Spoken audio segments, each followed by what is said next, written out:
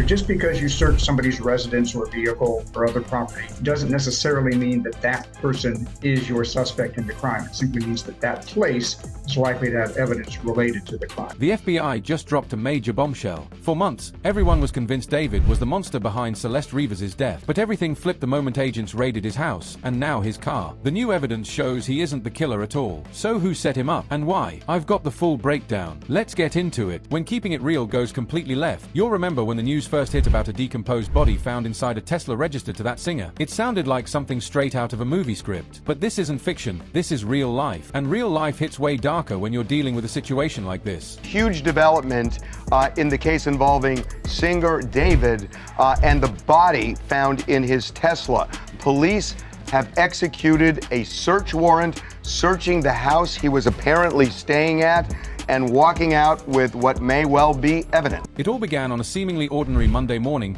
September 8, 2025, when workers at a Hollywood location noticed a foul odor emanating from a black Tesla Model 3, left unattended for several days. The car carried Texas plates and was registered to David Anthony Burke, David's legal name for anyone unfamiliar. The vehicle had been sitting on a street in the Hollywood Hills for more than 72 hours before someone reported it as abandoned, prompting the tow.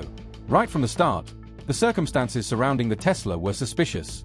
Locals claimed the car had been spotted moving between various locations in the hills for weeks, almost like a game of musical chairs. Residents of the hills do not take kindly to strangers' vehicles lingering in their area, so the situation had already drawn attention long before it escalated. When tow operators finally opened the trunk, they uncovered a shocking scene. Wrapped inside a bag were the badly decomposed and dismembered remains of a teenage girl. The body was in such a state that the coroner required more than a week to confirm her identity, achieved only through a small shirt tattoo on her right index finger. That detail would later become crucial. Yeah, well, she was basically talking about how one of the identifying features of Celeste was a tattoo on her finger, which she specified to us, which we then transferred over to that information to LAPD, was that the tattoo was red. The discovery prompted the LAPD's Robbery Homicide Division to intervene immediately, signaling that this was no ordinary missing person case. The level of decomposition suggested the body had been in the Tesla for weeks, possibly months, raising serious questions about the timeline and circumstances. At the time, David was hundreds of miles away on tour, promoting his album Withered. The dates could provide him an alibi, as he had been performing for over a month before the discovery. His team quickly issued statements, emphasizing his full cooperation with law enforcement and highlighting that he had been performing in front of thousands of fans, making it seemingly impossible for him to be involved. Initially, the public, the music community, and even media outlets rallied behind David. He had built a reputation as a wholesome, family-friendly artist who rose from humble beginnings, producing beats in his sister's closet and hustling his way into the industry. His hit Romantic Homicide catapulted him into the spotlight, landing a deal with Intercope and collaborations with artists like ZIR and Keys. The thought that this seemingly innocent young performer could be linked to such a horrific crime was met with widespread disbelief. Nah, that ain't it. That's why when the news first broke, most people just assumed he couldn't have possibly done it. I even said to a friend when it first came out, I was like, I feel like the Fortnite kid who's pretty normal didn't do something like this. Because that was always the impression that I got from him, but that may not be the case. David's rise in the public eye was a big part of why fans connected with him. Born David Anthony Burke in Houston, he first gained attention making Fortnite content before turning to music, driven by the need for original beats for his gaming videos, beats that wouldn't trigger copyright strikes. That grassroots hustle, combined with a low-key, approachable demeanor, made him a relatable figure to young audiences, a stark contrast to the privileged industry stars who came from money. But as more information emerged, the story began to take a darker turn. The Lapt initially noted that the Tesla was just one of several vehicles in David's possession, and that multiple people in his inner circle had access to any of the cars. On the surface, that seemed to create distance between David and the crime, suggesting that anyone, from his management team to close friends or fellow artists, could have been behind the wheel that day. Even while official statements tried to maintain neutrality, the behind-the-scenes signals told a different story. Major brands like Crocs and Hollister moved quickly to sever ties, pulling campaigns and ending collaborations before any charges were even filed. When corporations act that fast, it often hints at insider knowledge creating fear of association. The turning point came when TMZ tracked down and spoke with the victim's mother, who revealed details the police hadn't yet made public. Her statements shifted public perception entirely. She not only confirmed that the shirt tattoo matched her daughter's, but dropped a shocking revelation. Her daughter had been dating someone named David before she disappeared. And also, and I think even more importantly, was that she mentioned that Celeste, at least she was under the impression, that Celeste was dating a guy called David. and that she had hung out with him several times before, and that was the last time she saw him. This revelation sent investigators racing to reconstruct a timeline that would uncover chilling details. The victim was identified as 15-year-old Celeste Rivas Hernandez from Lake Elsinore, California, who had been reported missing multiple times throughout 2024, her last disappearance occurring in April, just after she turned 14. The date of discovery was haunting, September 8th, one day after what would have been her 15th birthday. Celeste never got the chance to celebrate that milestone, and her remains were found just a day later. Investigators couldn't ignore the cruel timing, wondering if it had significance for whoever was responsible. With her identity confirmed, the probe intensified. Police honed in on a Hollywood Hills house rented by David's manager but used primarily by the singer, located less than 100 feet from where the Tesla had been abandoned, a proximity that immediately set off alarm bells. The site where the Tesla was abandoned told its own unsettling story. Experienced criminals typically go to great lengths to dump evidence far from any location that could tie back to them.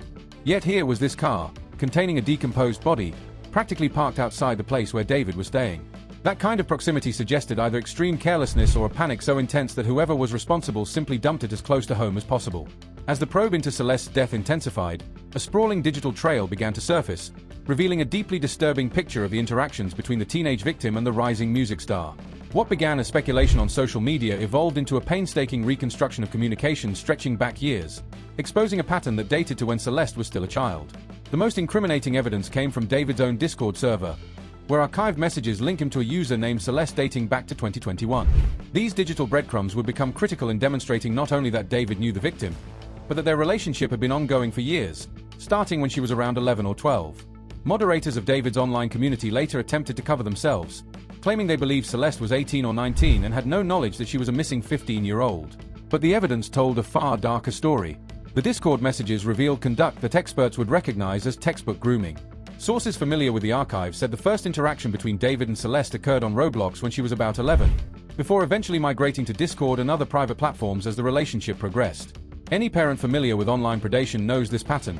Predators begin on kid-friendly platforms before shifting conversations to more secluded spaces.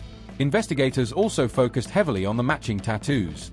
Both David and Celeste bore identical shirt tattoos on their right index fingers, which authorities believe served as a clandestine symbol of their hidden relationship. While such tattoos aren't entirely rare, celebrities like Rihanna, Lindsay Lohan, and Shia Lloyd have similar marks. The timing, placement, and context surrounding these particular tattoos raise serious questions about the true nature of their connection. And that's just one of many images, moving and still, that have been popping up all over social media in the last couple of weeks. There seems to be a really strong digital footprint showing them in various locations, backstage at his concerts, doing his live stream, and various still images taken in various places, going back at least to early 2020. But the most disturbing evidence was tied directly to the musical connections investigators dug up. There was a leaked demo titled Celeste that David allegedly recorded back in December 2023, and the lyrics in this track were unnervingly obsessive and inappropriate.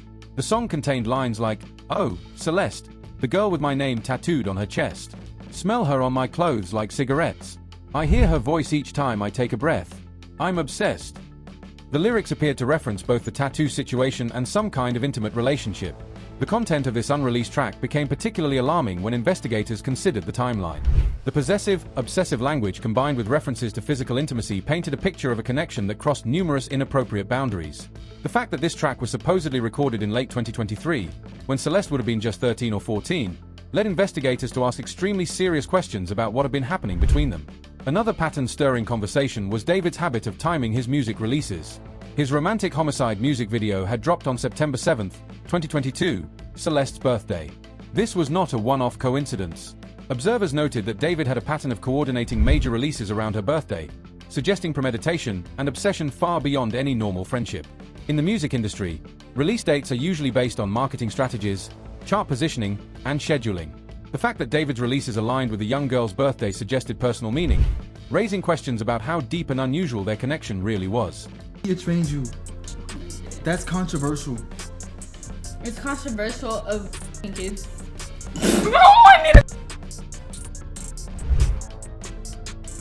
Really good. Okay, It's been a good one. Bye. Bye, guys. Mwah, mwah, mwah, mwah, mwah. Oh my! Delete everything. Delete everything. Everything goes. Everything. The digital trail didn't stop with Discord messages and music release timing.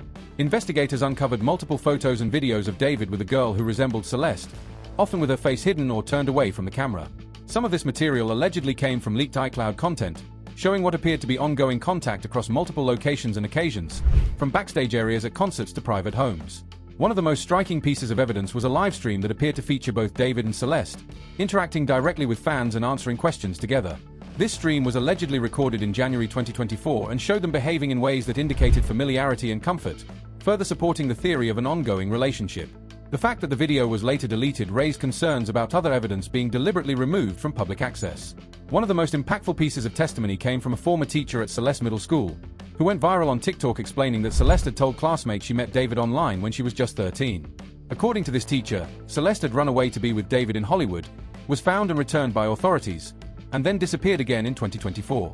This testimony provided crucial context for investigators, highlighting both the timeline and the escalating pattern of Celeste's repeated disappearances.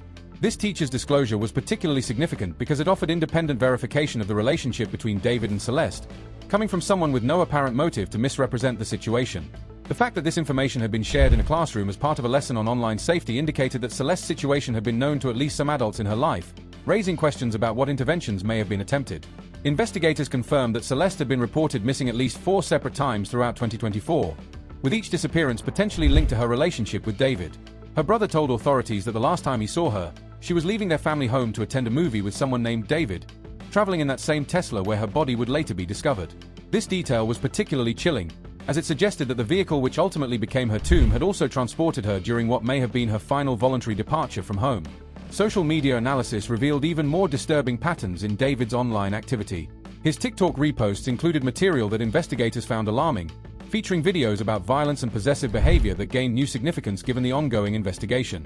One particularly troubling repost allegedly highlighted jealousy and aggression in relationships, while another contained references to cannibalism and consuming a deceased partner, topics that would later feel eerily prophetic considering how Celeste was discovered. Taken together, all this digital evidence painted a portrait of a relationship that had been hiding in plain sight, chronicled across multiple platforms over several years. What emerged was not just proof of contact between David and Celeste, but documentation suggesting a systematic grooming operation, escalating from initial online contact to in-person meetings, repeated disappearances, and ultimately tragedy. The raid that exposed it all. The entire situation reached a breaking point on September 17, 2025, when lapped homicide detectives executed a search warrant on the Hollywood Hills house where David had been staying. This was no routine knock and talk. It was a full-scale raid lasting several hours, involving multiple specialized units, and what they discovered fundamentally altered the course of the investigation. Well, and find evidence of what happened to her, right? Like, and then to find out. I mean, who else was? Because I was told by a neighbor that there was a lot of people going in and out of this house. Right. He obviously had friends of his that were living there. So doesn't necessarily mean it was David. Was it maybe someone else that was frequenting the house? We don't know. Obtaining that search warrant was no simple task. Investigators had to establish probable cause linking the property directly to Celeste's death and convince a judge that evidence of a crime would be located there. That they succeeded in meeting this legal standard suggested investigators already had compelling evidence connecting the Hollywood Hills residence to the events surrounding the young girl. The property itself was significant, a $4.1 million house that David had been renting for $20,000 per month through his manager. What made it especially noteworthy was its location, less than 100 feet from where the Tesla had been abandoned. That proximity immediately raised questions about how the car ended up virtually at his doorstep, implying either extreme carelessness or panic-driven behavior. Preparation for the raid had been meticulous, with investigators spending weeks compiling their case and gathering the necessary evidence to convince the judge. Legal experts noted that obtaining a search warrant requires demonstrating probable cause that a crime occurred and that evidence of it exists at the specific location being searched. That investigators successfully cleared this hurdle indicated they possessed serious evidence tying the residents to Celeste's death. During the exhaustive raid, authorities seized multiple computers, electronic devices, and numerous evidence bags. These items were expected to play a pivotal role in the investigation, as digital forensics experts began the painstaking process of reviewing years of communications, photographs, and other digital content to understand the nature of David and Celeste's relationship. The seized devices were anticipated to contain the full digital record of their interactions, including potentially deleted messages, photos, and other evidence crucial for establishing the timeline and scope of their connection. Well, in order to get a search warrant, you need to be able to articulate to a judge that you have probable cause to believe crime has been committed, and that evidence of that crime is going to be found in the place that you intend to search. So just because you search somebody's residence or vehicle or other property doesn't necessarily mean that that person is your suspect in the crime. It simply means that that place is likely to have evidence related to the crime. One of the most revealing aspects of the raid was what investigators were specifically targeting. Sources close to the case revealed detectives were searching for blood evidence, suggesting they believed the Hollywood Hills house might have been the location where Celeste was killed or where her body had been prepared before being placed in the Tesla. The methodical search included luminol testing and other forensic techniques designed to detect biological traces that may have been cleaned or concealed. These specialized tests can uncover microscopic blood evidence invisible to the naked eye, even after extensive cleaning. Investigators also examined areas where a body could have been stored or hidden prior to transport, inspecting basements, garages, freezers, and other spaces suitable for concealing human remains over time. The extreme decomposition of Celeste's body in the Tesla raised serious questions about how long she had been deceased and where her remains had been kept during that period. The timing of the raid was also notable. It occurred just one day after Celeste's identity was officially confirmed, indicating investigators had been building their case deliberately and waiting for the optimal moment to act. The speed of execution suggested authorities had likely been monitoring the property, possibly including surveillance of individuals entering and exiting the residence.